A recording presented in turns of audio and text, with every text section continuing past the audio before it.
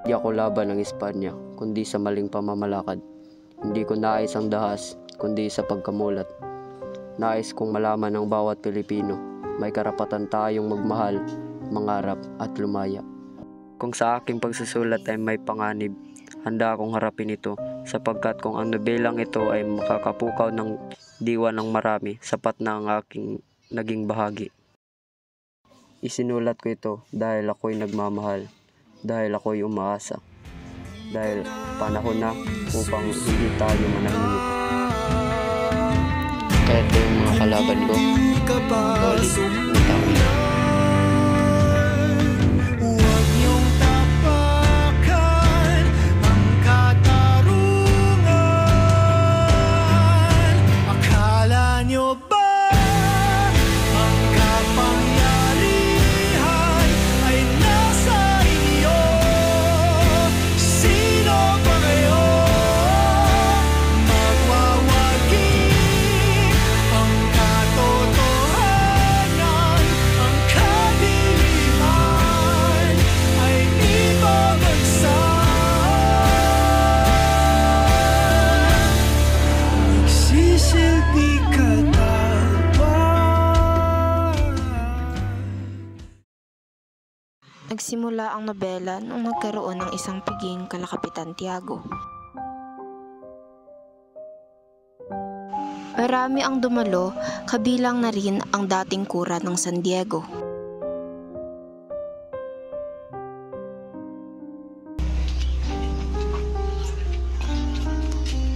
Maraming salamat sa inyong pagdalo mga Ginoo.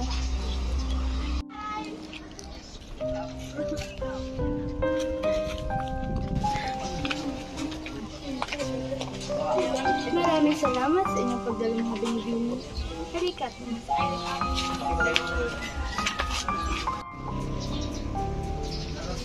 Santiago, andito na ang iba. Salamat sa inyong pagdalo. Opo po kayo.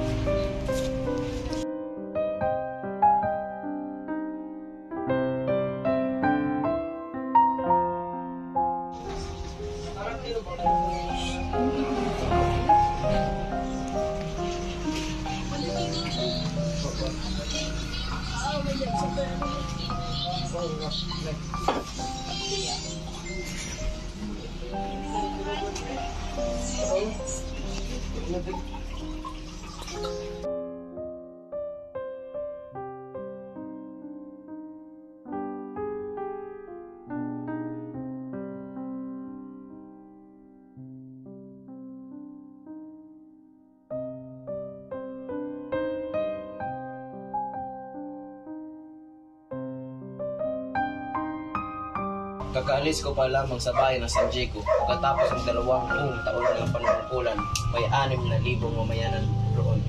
Ngunit nung ako'y umalis, tanging mga matanda lamang ang kakatid sa akin. Padre Damaso, mahigit 20 taon na kayong nanungkulan sa San Diego. Hindi ba kayo nalayan? Hindi, kung walang makalayaan ang magkura, ay mapapahamak ang ating bayan. Ano pong ibig niyong sabihin? Kapag ang kura ay nagpahukay ng bangkay ng isang erehe, kahit ang hari walang karapatang makialam ni magparusa. Dapat niyong malaman na ang general ay kinakatawan ng hari. Bawiin ninyong sinabi, kundi bukas na bukas, malalaman ito ng general. Maya-maya ay dumating si Crisostomo Ibarra na galing sa ibang bansa.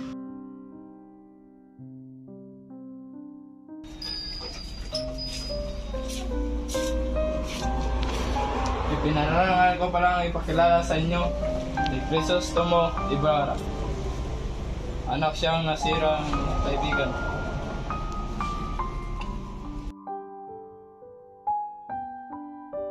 Aba, ang kura ng ating bayan at ang matahid na kaibigan ng aking ama. Hindi ka nagkamali, ngunit hindi ko kailanman naging matalik na kaibigan ni iyong ama.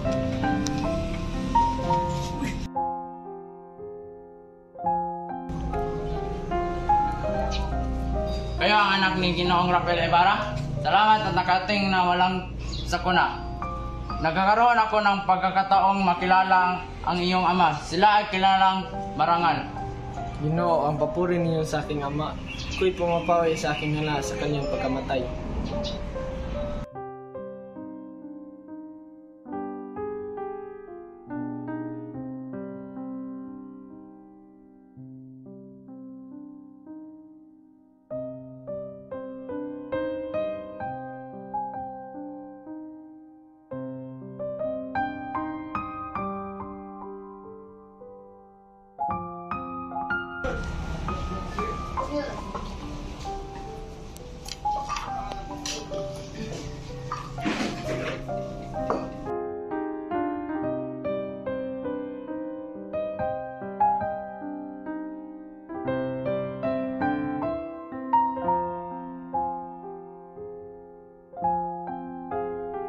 Naghain ang katulong ng tinolang manok.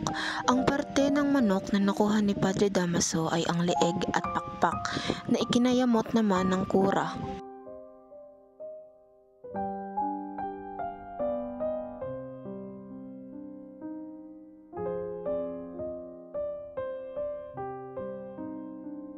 Payapang kumakain ang mga Ginoo nang biglang nagdabog si Padre Damaso.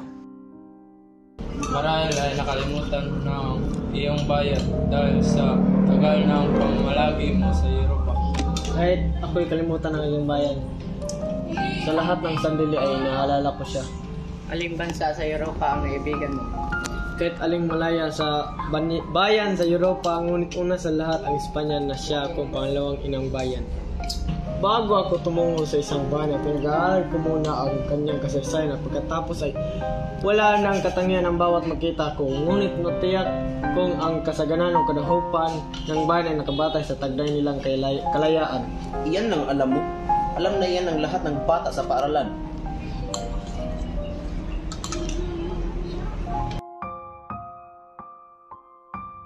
Nagpaalam na si Ibarra at sa labas ay sinundan siya ni Teniente Guevara. Binata, mag-iingat kayo. Ang nangyari sa iyong ama, isang halimbawa, hindi dapat maulit pa. Alam kong hindi ninyo ako naisasakitan. Sabihin nyo lang na paano siya nabilanggo. Ikwinento ni Teniente Guevara na may isang altelierong kakakatanggal lamang sa trabaho dahil sa sama ng ugali. Malindi kayo!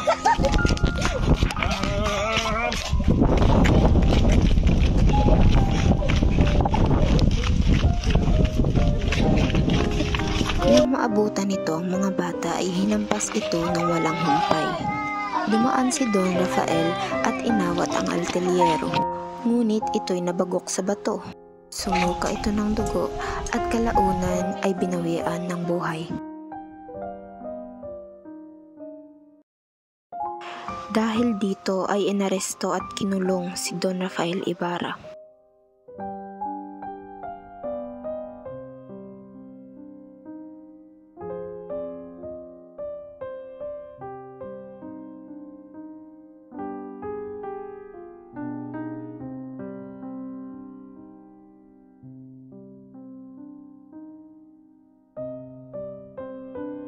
Dahil sa lubusang pagkalungkot ay namatay si Don Rafael Ibarra sa bilangguan. Nagpaalam na si Ibarra sa tenyente. Pauwi niya sa kanyang tahanan ay labis niyang inisip at tinamdam ang paghihirap na dinanas ng kanyang ama habang siya ay nasa ibang bansa. Ngayon, kilalanin naman natin si Kapitan Tiago. Si Don Santiago na mas kilala sa tawag na Kapitan Tiago ay isa sa mga pinakamayaman na mamamayan ng San Diego. Nag-iisang anak si Kapitan Tiago ng isang mayamang nangangalakal ng asukal sa Malabon. Kilala rin si Kapitan Tiago bilang isang matulunging tao.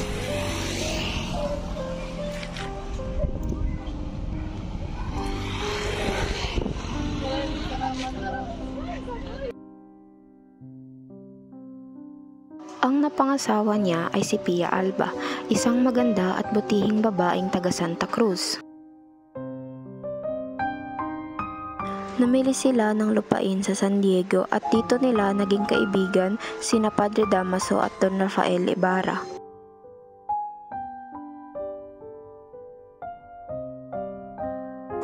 Isa sa pinakamahirap na pinagdaanan ng mag-asawa ay ang di pagkakaroon ng anak sa loob ng 6 na taong pagsasama.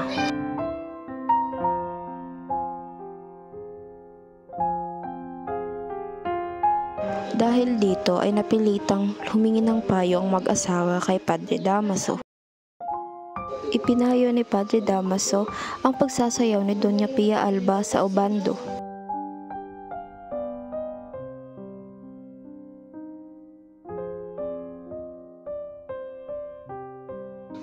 Dininig ang dasal ng mag-asawa at nagdalang tao nga si Doña Pia Alba.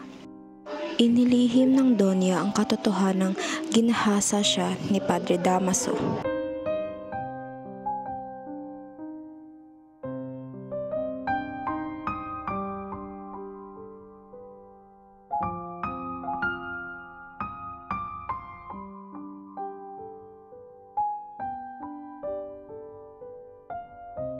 Ipinanganak ng Donya ang isang babaeng pinangalanang Maria Clara.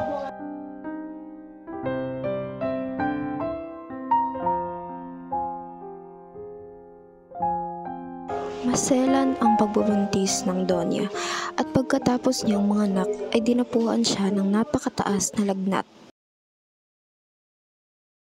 Dahil dito, siya ay namatay.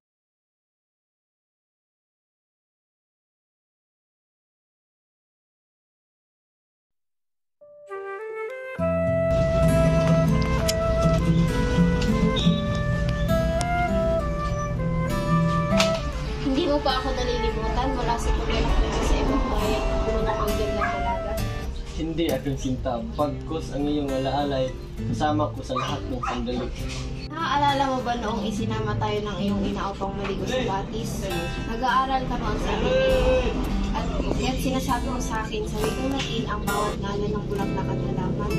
Ngunit di kita pinapansin dahil hinahabol ko ang paro-paro at tubi. Nawala ka at nang muli kang bumalik ay binigyan mo ako ng bulaklak. Ito ang daon ng sabuno, alala mo sa akin.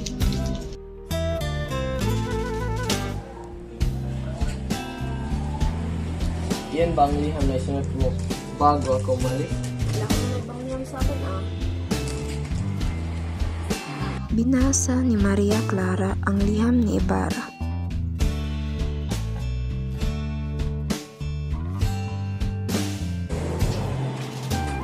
Bakit? Napano ka? Kailangan ko nang umalis sapagkat bukas ay araw ng mga patay.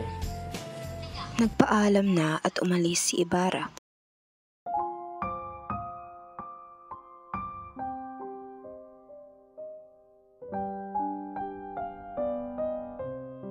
Ang bayan ng San Diego ay isang bayang malapit sa baybayin ng isang lawa. Pinagigitnaan ng malalaking bukirin at palayan. Papansin sa pagtanaw sa kabuuan nito ang tila pulong gubat na nasa gitna mismo ng kabukiran. Iginagalang ng mga tao ang gubat dahil sa iniingatang alamat. Sinasabing isang matandang Kastilang matatas managalog ang nakarating sa loob ng gubat.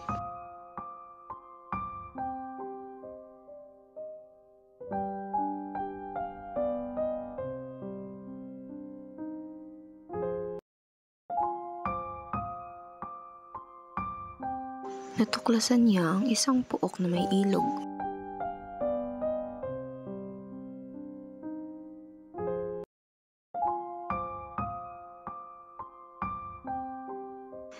Ipinagpilitan niyang bilhin ang lugar sa mga nagsasabing may-ari. Kanya itong binayaran ng mga damit, hiyas at salapi, ngunit hindi na nakita ang matanda.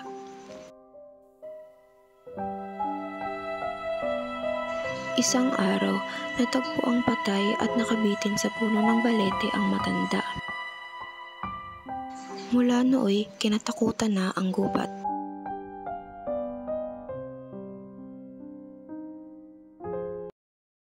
Sinunog ng mga babae ang damit na ibinigay ng matanda.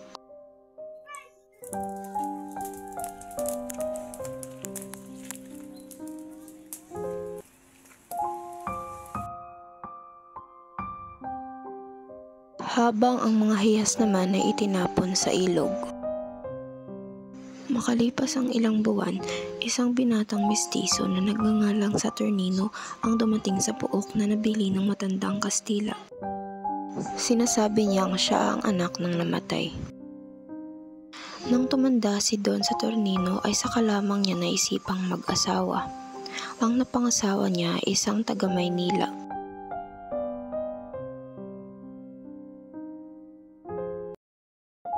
Nabiyayaan sila ng isang anak na lalaki.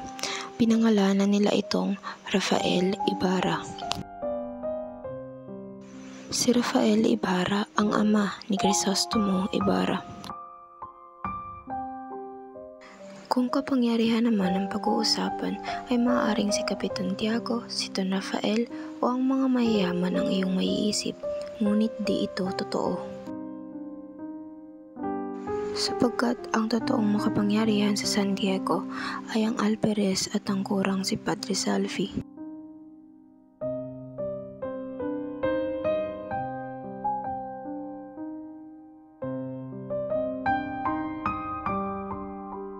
Ang napangasawa ng alperes ay si Doña Consolacion na labis naman niyang pinagsisisihan. Kaya bilang pagganti ay lagi itong naglalasing at nambubugbog sa kanyang asawa. Lasing ka na naman. Wala nang pagay.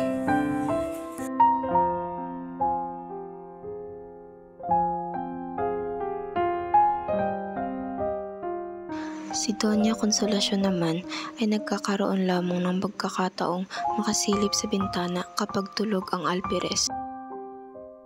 Ang bawat talagang dumadaan ay kanyang kinukutya at pinanlilisikan ng mata.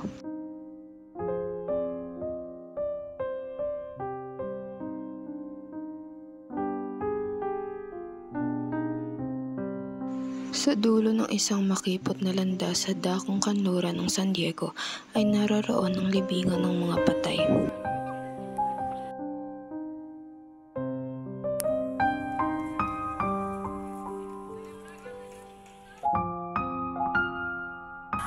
Bibigay ko to sa iyo at daragdagan ko.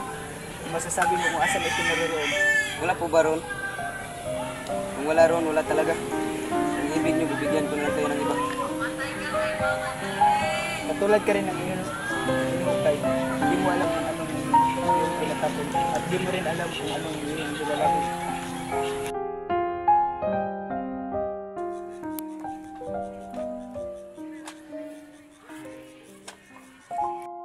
Maya-maya ay dumating si Ibarra. Masasabi niyo ba kung aling libing ang may tandang krus sa dako roon? Sinunog ko yung krus. Ito ang utos sa ating kurang malaki na si Padre Garute. Saan ang patay?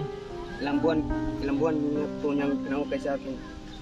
Inilipat ko raw sa libingan ng mga Pino. At ikaw ay sumunod! Huwag kayong magalit. Inihagis ko lang po sa lawa.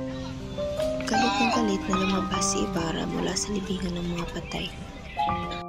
Hindi sumunod ang sepulturero sa utos ng kura at tinapon lamang ang bangkay sa lawa.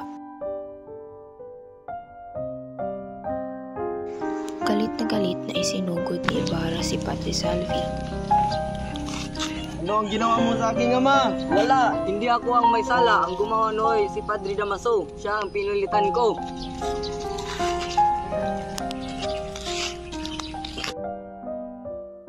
Kilalanin naman natin ang dalawang sakristan na nagngangalang Crispin at Basilio.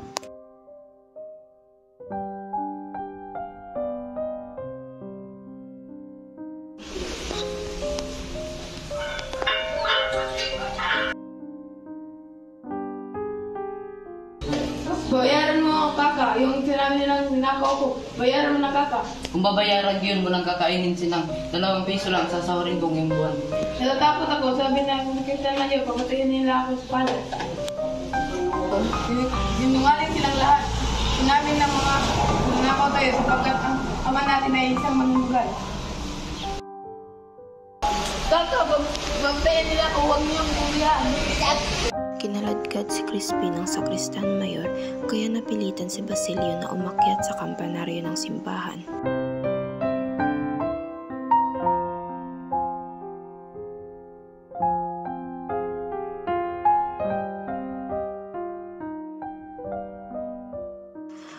ina ng dalawang sakristan ay isang babaeng nagngangalang Sisa.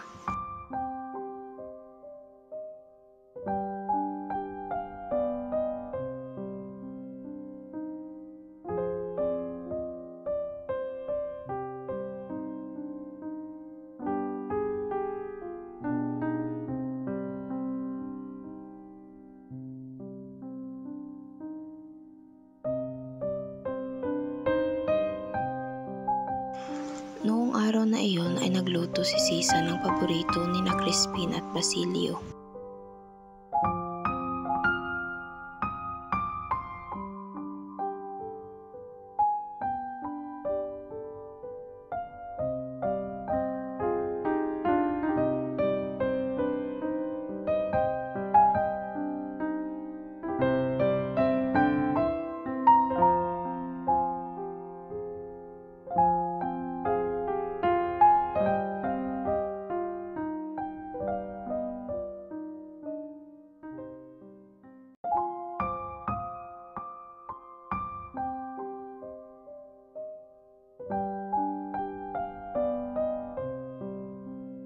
Sa di inaasahang pagkakataon ay biglang dumating ang asawa ni Sisa na si Pedro.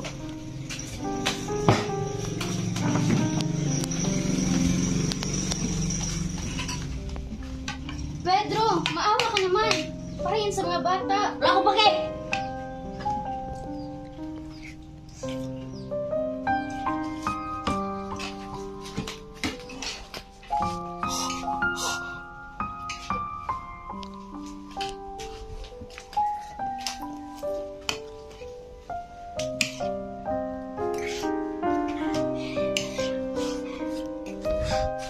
Mapang-abuso at nananakit rin si Pedro. Akin ang pera. Wala na tayong pera. Huwag kang magsinungaling. Akin na! Wala nga! Pedro, tama na! Pedro! Pedro, tama na! Ayaw mo ibigay yung pera, ha? Wala nga! Wala na nga tayong pera! Ayaw mong ibigay! Ibigay mo na! Pedro!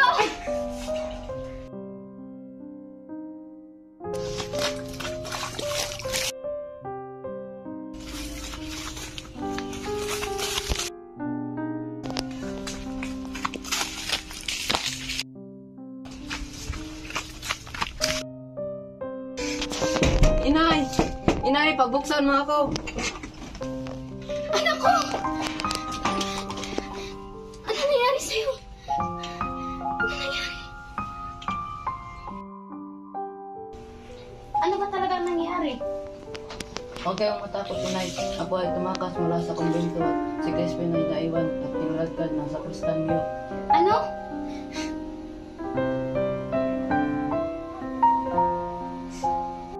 Pumunta si Sisa sa simbahan na nagbabaka sakaling makikita pa si Crispin.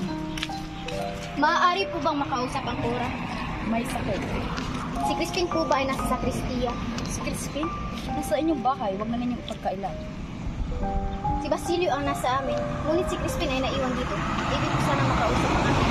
Hey! Totoong naiwan siya rito, ngunit tumakas matapos magnakaw. Inutusan ako ng kura na ipagbigay alam sa Guardia Civil, kaya't marahil ay nakaroon na sa inyo upang hanapin ang mga bata. Nasaktan si Sisa nang malamang na pagbintangang magnanakaw ang kanyang anak. Dali-dali siyang umuwi sa kanila, ngunit nakasalubong ang isa sa mga Guardia Civil. Howard Bay, you're under arrest.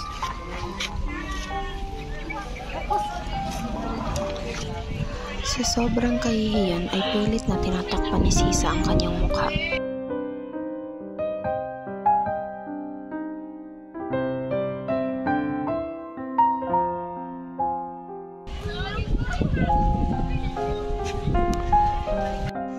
Nakulong siya, ngunit kalaunay pinakawala ng Alperes at umuwi siya sa kanila.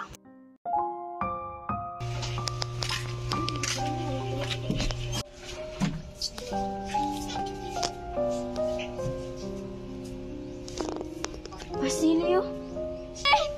Basilio! Nasaan na kayo? Crispin! Mga anak ko! Crispin! Basilio!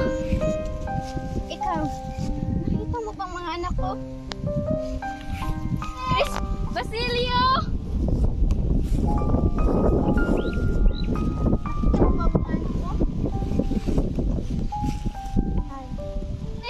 At tuluyan namang nasiraan ng bait si Sisa.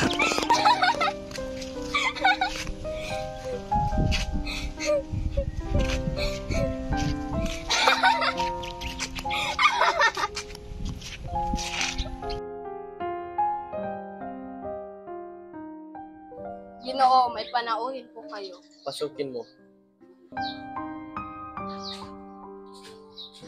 Ano ang iyong sadya, Ginoo? Kayo ay mga kaaway, sa itaas o sa baba, sapagkat ang inyong mga balak ay mabubuti. Nalalaman niyo po ba kung sino-sino ang aking mga kalaban? Meron akong isang nalalaman, ang namatay. Batid ko kagabi na ang taong iyon ay masamang balak laban sa inyo. Iniligtas ni Elias si Crisostomo mula sa isang pagtatangka. Sino po ba kayo? Kayo po ba ay nag-aral? Lubos ang paniniwala ko sa Diyos mula nung nawalan ako ng paniniwala sa kapwa. Kailan kita makikita muli? Kailan kailangan ninyo? May pagkakautang pa ako sa inyo. Makalipas ang ilang araw ay nagkaroon ng isang tanghalian kala Kapitan Tiago. Ano nga inyong pinag-uusapan? Binabanggit ko ni Ginoong Ibarra ang mga arkitekto dito ng inabalang nang biglang dumating ang inyong progreso. Ha? Arkitekto? Mga mangmang lang nagpapagawa sa kanila. Ngunit ang ipinapatayong paaralan ni Ginoong Ibarra ay nangangailangan ng dalubhasa. Ano bang dalubhasa? Iyan ay papaniwatig lamang na lubos ng kamangmangan. Ang ido nga ay nakapagpapatayo ng sarilang bahay. Natahimik ang lahat dahil sa mga sinabi ni Padre Damaso.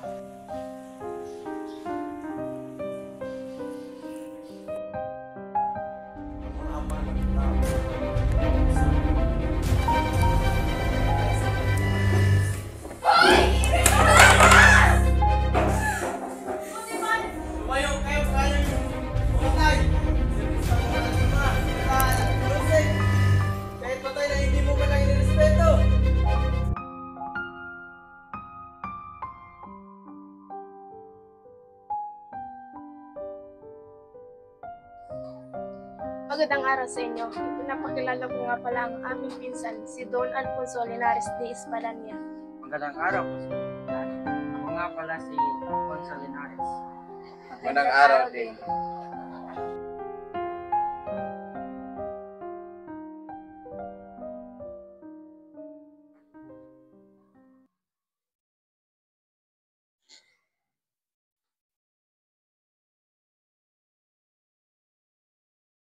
Mama may sakit ngunit mapapagaling. Painumin ng liquid na may gatas sa umaga. Gagaling ka rin, Clarita. Tibayan mo ang iyong loob. Ipapakilala pa kita sa aming pinsan.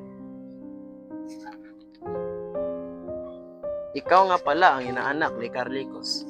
Ako'y tumanggap ng liham tungkol sa iyo, ngunit di kita nakilala. Gusto ni Carlicos na ihanap kita ng mapapangasawa? Si Maria Clara kaya, Padre? Tama ka, Donya. Ali kayo, kausapin natin si Santiago.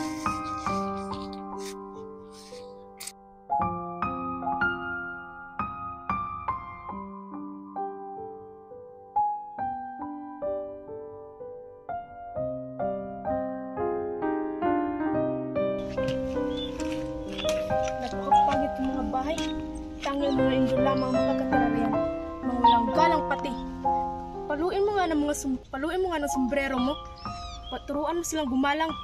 At kung ako'y saktan nila, Hindi ka ba lalaki? ngunit ako ay pilay.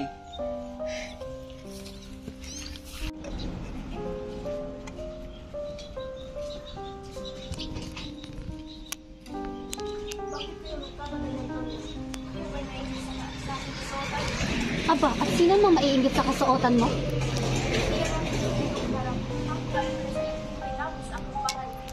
Che, masyado kang mayabang. Hindi mo nga mapagamot yung asawang pilay. Tumahimik ka naman, Clara. Hindi mo ba ang aking damit? Bumaba ka na magturo ko iyong bibig.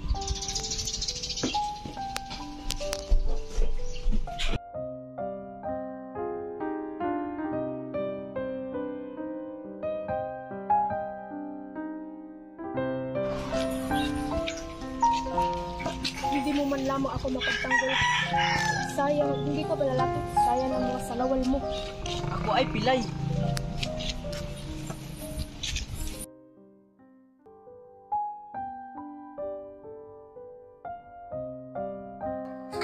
Umalis na kayo rito ngayon din. Bakit? Sapagkat nabatid ko ngayon ang pag-aalsa at kayo ang pagbibintangang puno upang kayo masawi. Isang pag-aalsa? Sino ang may kagagawan? Hindi ko po masasabi sa inyo sapagkat tayo ay pagtapat sa akin ng isang inupahan. Di ba sa inyo sinabi sa inyo kung sino ang umubos kanya? Opo. Diyos ko! Kumilos na kayo ngayon din sapagkat ang pag-aalsa ay nakatakda ngayong gabi. Saan ako paroroon? Ngayong gabi hihintayin ako ni Maria Clara. Kahit saan, huwag lamang dito.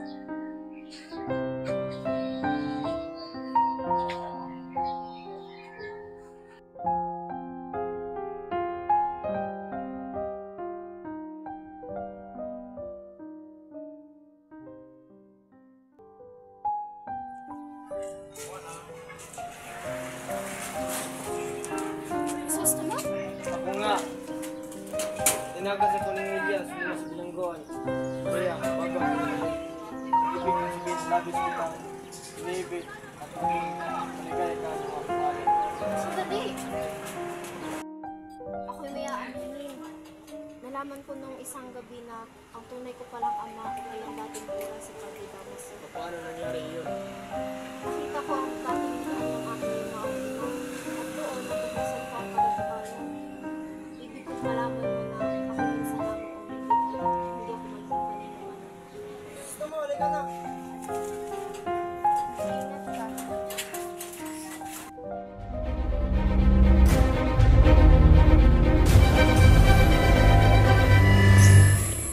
Dalihan mo, Ibarra!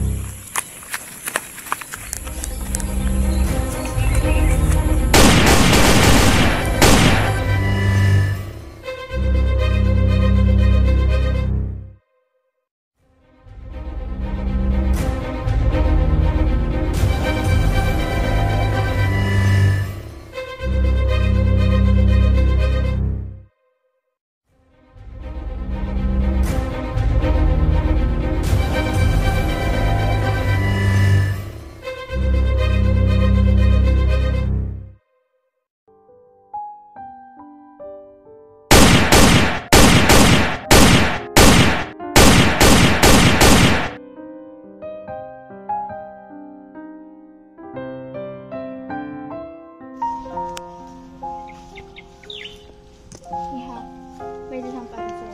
Tungkol kay Evan.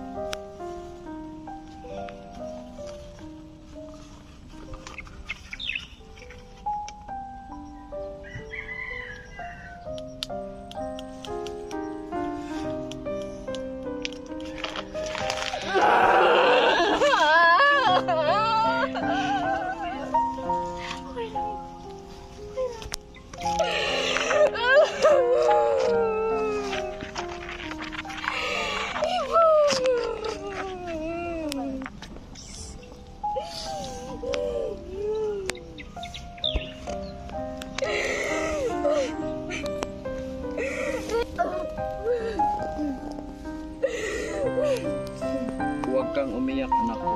Ako ang nagdurusa sa ginagawa mo. Ako ba'y binamahalin niyo? Sirain niyo ang kasunduan sa aking kasal! Ang aking minamahal. Ngayon ay wala nang natitira sa akin kundi ang kumbento o libingan! Ako ang nagdulot sa inyong kasawian. Patawarin mo ako.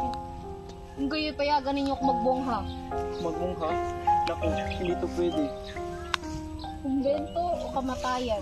Diyos ko, ako tinarusahan mo, anak ko. Magmungha ka na lang. Huwag kang magpapakamatay.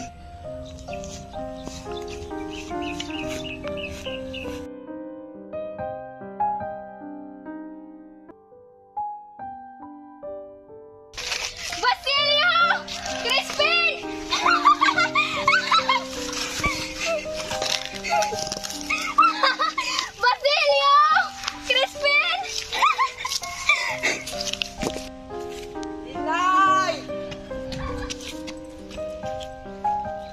Inay! Inay!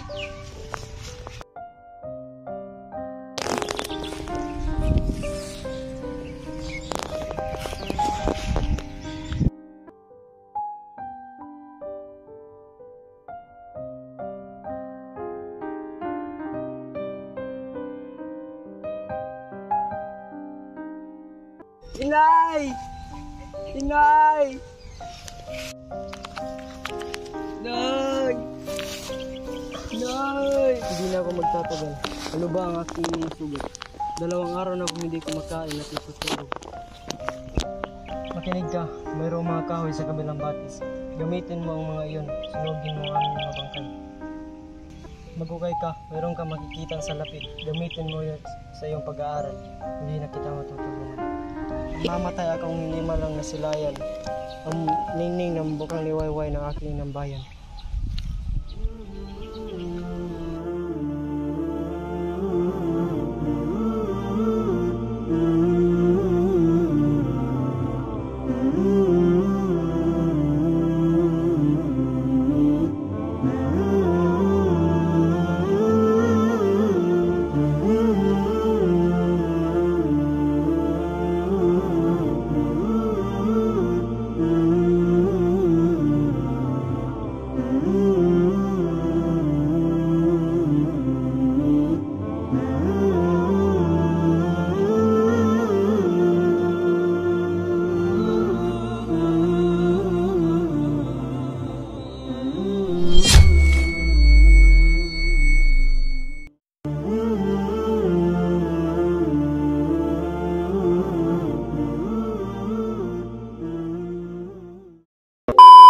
Go.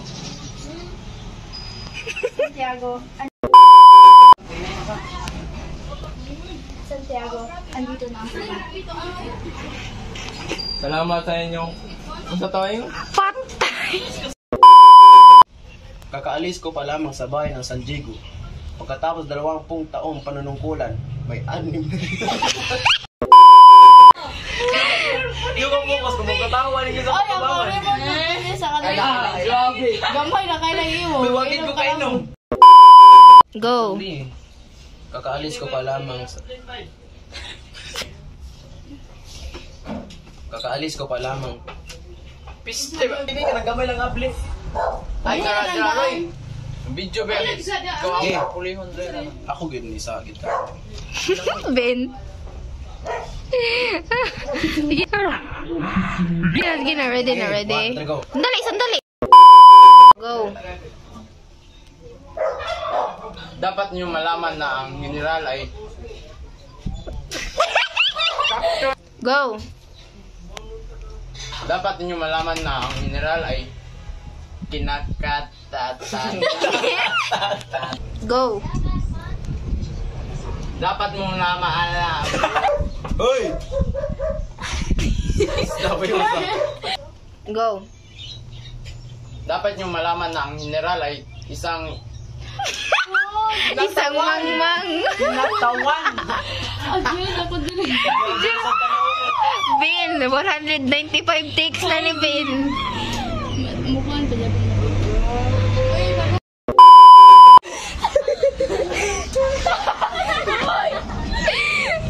Itapad ni Ashley.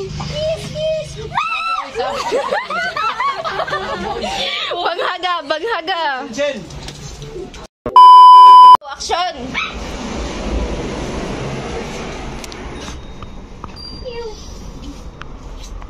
Ipinarangal kong kilala sa lahat si Christian Ibarra. Sa lahat si Christian Ibarra. Sa lahat si Christian Ibarra.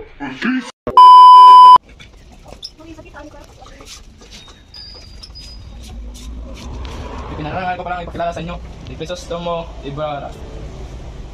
Anak siyang nasirang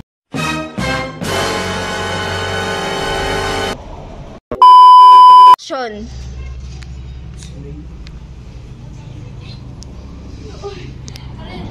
Kaya ang anak ni Hinang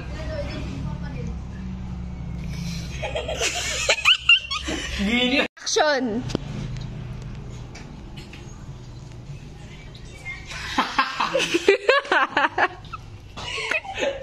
Action. Hala, balik, balik. Hala, nasum. Nasum. Action.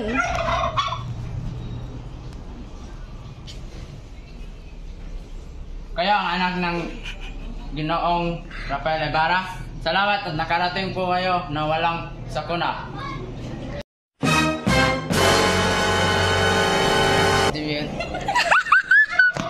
Zoom kayo! Action.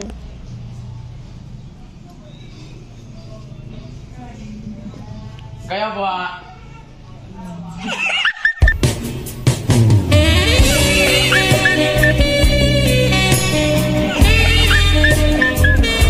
Kayo ang engineer.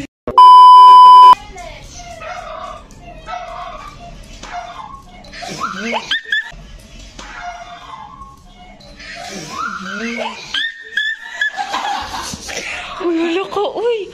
Hala ka, anak, Janelle. What a bloopers! Hala. Ikaw ka, ano? Nam nam nam nam nam. Kuwan pa, gibot nga pa, damo ah. Go. Uy, ura.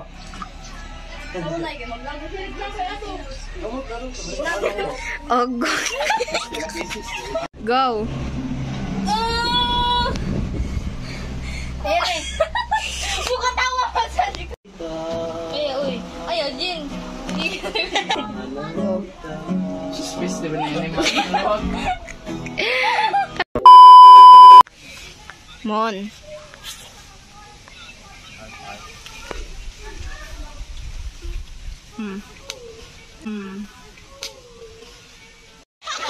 Time na, vitamin! Murag ako may nahikog ni mo, bay.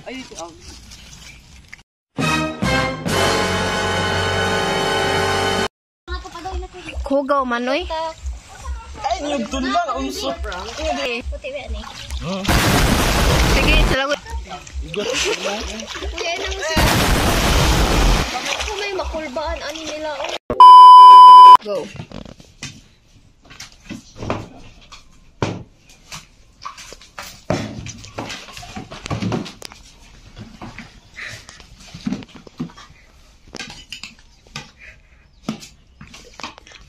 Wait lang na kayo.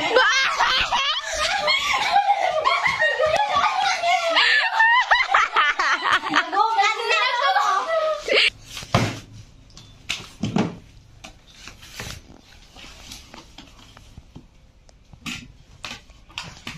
Pedro, maawa ka naman. Tirang mo. Mali!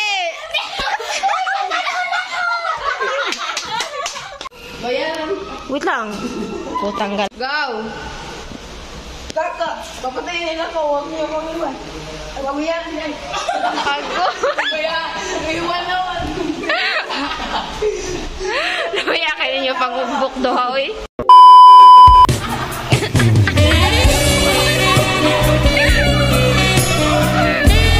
Ay, tao, great. Sige.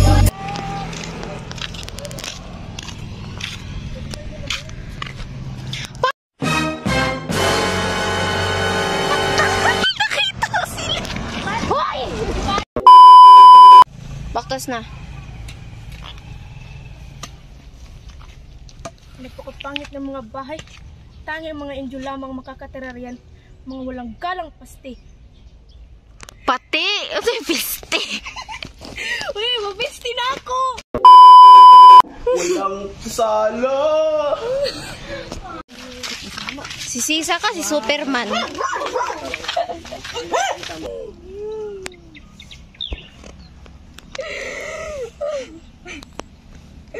Wait, mahurot na ko ha. Ito, ulibingan! Ako ang Go! Ingat ka.